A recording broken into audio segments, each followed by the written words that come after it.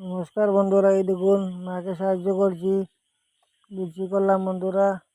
এই দেখুন সবটি লুচি আমি বলেছিলাম। কীরকম হয়েছে জানাবেন।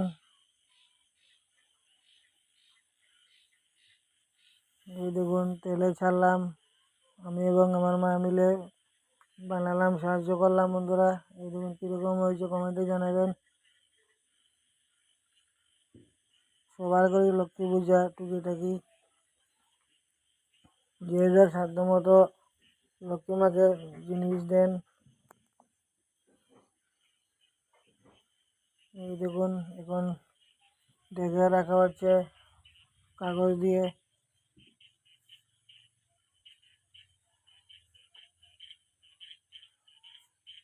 ব্যবহার করে বাজলে খুব ভালো হয় বন্ধুরা।